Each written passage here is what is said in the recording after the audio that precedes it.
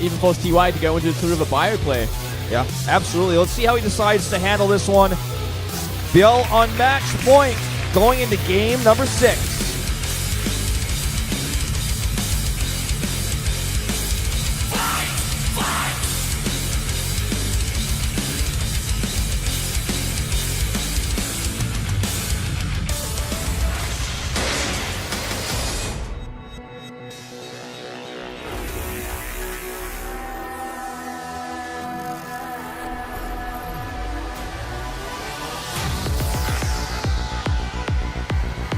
오랜 기다림의 노력에 대한 결실.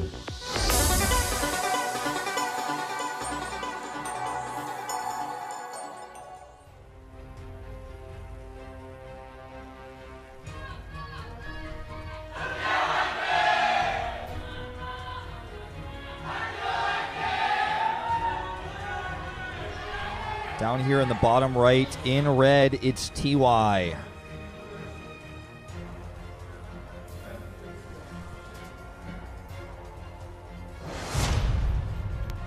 If he loses this game, he's out. Down to his last life. Zerg player in the top left. It is Byul. Match point. Best opportunity is this map. No, Terran really wants to go mech on this map. But it is cross map, so a little bit more of a breathing space for TY if he chooses to. Now, I'm going to pull a bit of a Kanata and kill esports. I'm going to have to take a restroom break before this game gets started. Hold down the fort. All right, mate. Literally killing esports, sorry. Literally. You're fine. Nice slow start to this game, nonetheless, as we are going to see TY go for his standard command center first. Good choice for a 4-player map. Good choice, especially because it is cross map. And Byul answering it with a hatchery first. Not even scouting with a drone this time, so he's not afraid of any sort of proxy shenanigans at this point. I feel like he's probably seen TY's style enough this series already. Granted, it is the 6th game, so he's pretty confident there won't be any sort of cheese happening. TY always wanting to take it to the late game, always wanting to get to mech if he can. Though I kind of got a hunch on this map, perhaps you want to go for that sort of bio tank style again. Maybe not, because if it is cross map, you do have more space, but when you look at the positions on this map, when you look at where the 3rd and 4th base are, trying to go mech, trying to hold it against especially the Roach Hydra Viper style is far less viable. You're going to lose bases pretty easily. Tanks are too spread out, and a lot harder to kind of keep it stable until that late game where you do make that giant army. I believe we saw Byul against Innovation on this map as well, and Byul kind of allowed Innovation to get to that late game on this map. He kind of sat there and let the map be halved off and was kind of prepared to trade efficiently rather than pressure him, which I think at that time was a huge mistake, and I believe Byul ended up losing that game because of it. This map is so hard to kind of creep spread on. You get creep all over the map. You have to be pretty committed to it beyond most other maps.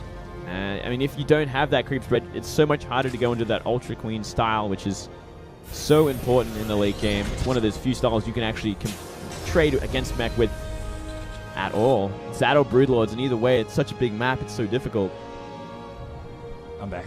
Welcome back, Wolf. Just been talking about what might we see on this map, whether it be mech, maybe some bio tank style.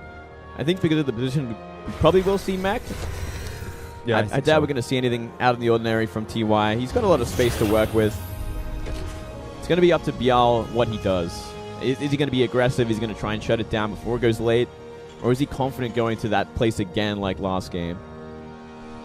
Quick reactor Hellions of the starport. Starport far away from the barracks. Again, kind of more indicative of a drop rather than Banshee play. We do have 2 gases up now as well. And going for this reactor here. I'm going to force a repair. Baiting out the Lings. 2 Hellions about to come out there. It's not going to really mean much more. Speed finishes there. 2 extra Overlords this time. Doesn't look like he wants to get supply block. 2 kills for those Lings. Not the worst. Lings also scout. No add-on that barrack. So could very well just be straight up into Medivacs again. See a quick Overlord speed being researched here, of course. With that normatized carapace, you can actually go in and like see what's going on this map at cross spawns is pretty much your best bet to scout, whether it's mech or bio.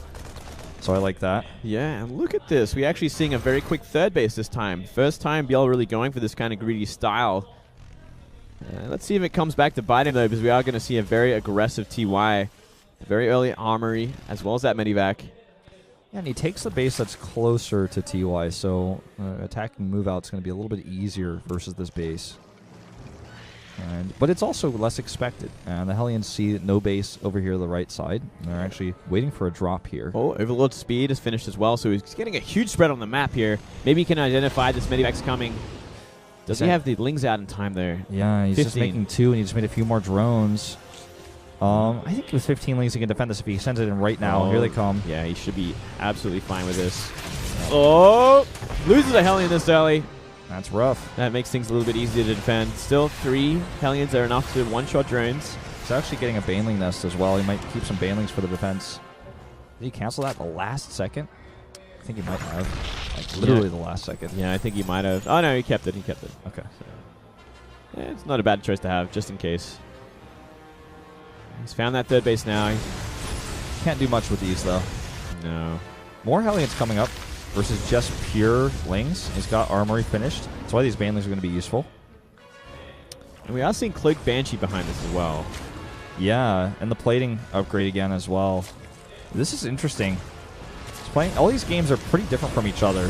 Like, the core still seems to be similar, but wow, a lot of kills here in the natural. Yeah, wow. nice. Oh man, he's gonna pull those away. 3 more. He's gonna get 3 more. 12 has gone down now. Baneling's not even finishing off this last Hellbat, so you could actually support. You could have 4 Hellbats right here. Yeah, see you later. This base isn't mining. This is getting really messy, actually. ByuLzerg maybe choosing the wrong map to go for that fast, quick third base on. All these queens are going to be dealing with 2 Hellbats while this drop goes to the natural. Yeah, and he can actually heal them with just a few Lings here. Look at that position on these mineral lines. Oh, man. Not getting any more drones, but he will clean up the Lings and then can kind of push his way forward here, forcing the queens back. 17 drone kills in total, putting the worker count ahead for TY at 46 to 45. That is, so many drones have gone down. They're pretty even at this point, but he really wanted to try and fully saturate that third base long before TY even had his third command center at the third base. Now, he's making an Overseer, which is important because Banshee's coming in. And Cloak finished. Let's see how much damage he finds here. The Overseer is at the natural. Yeah.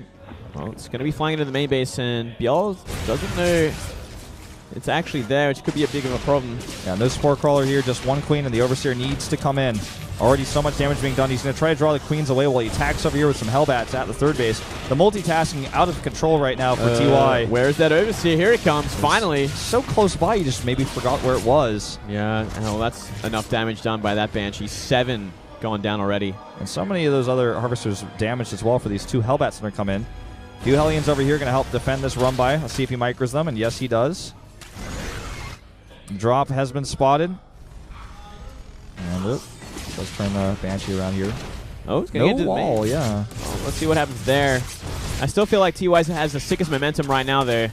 I mean, look at the supplies, 113 to 87. Yeah, it's kind of getting out of control. That drone damage and constant harassment is just getting way too much. It looks like he wants to go into roaches, but at cross spawns on this map, is that really what you want to do at this deficit in supply? Well, 30 Lings. Looks like he's just going to rage build Lings and try and deal with them that way. Which can work out if he can get a good position, good surrounds. Still. Oh, man, look at this third base. He's just pulling ByuLzerg apart. ByuLzerg just never having enough units to hold on. Lings coming out here just in time, but still already 6 kills at that base, plus all the Lings he did make, which is not already being spent into drones. 65 SCVs currently, 265 drones with those last few finishing up. Even Harvesters, never what you want to be as a Zerg. Even bases is certainly not what you want. You want to be working on your 4th base while TY starts mining on his 3rd. He could actually move out with a mech army and start pushing this base hard. I think that might be the plan. Let's hope he doesn't overcommit this time, though, right? Well, I think there's overcommitting at this point. I think he's actually so far ahead, and he's seen the army that ByuLzerg invested in to deal with this army. It's like mass Lings. So, well, I actually can just move across the map and kill you. He's going to have 1/1 upgrades in just a second here on his Hellbats as well as his Thors.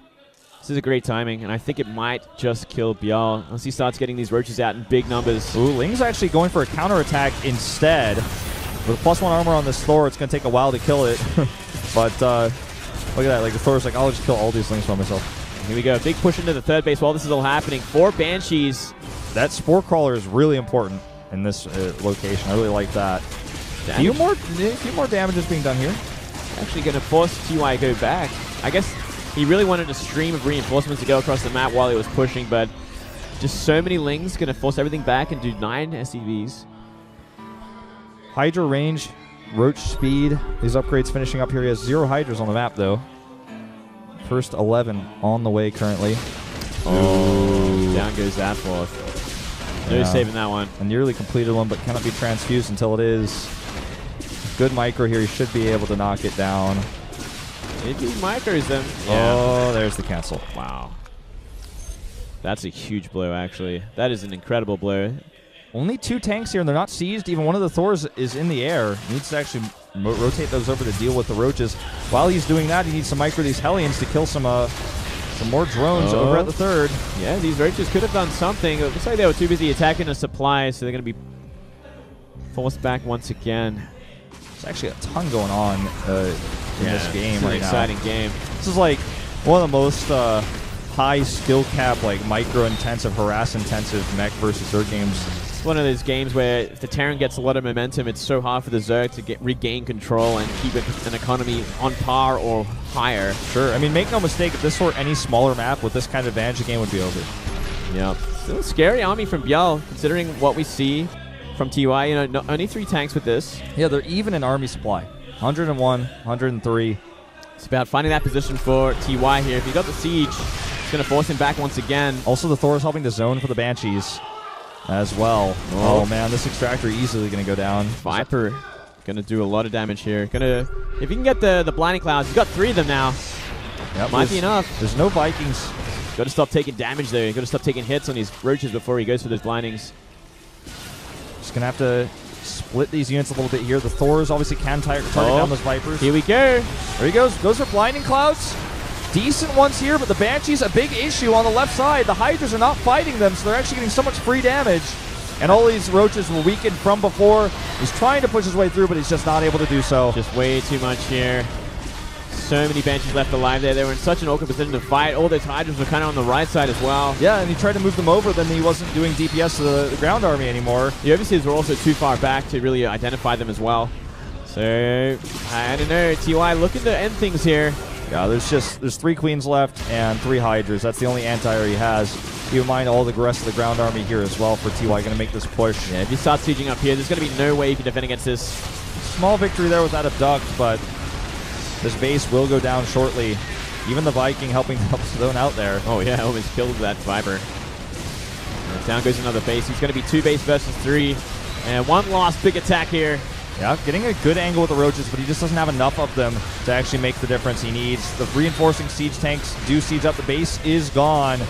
And I think we're going to a Game 7. GG! TY! Bringing it to Terraform. Bringing it to Terraform. The safe house for Terran mech players everywhere. And let's see if he can let's see if he can recreate the game that he played on the last map on Vani Research.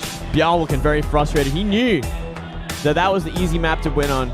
Now it's going to have to go for that late game win again.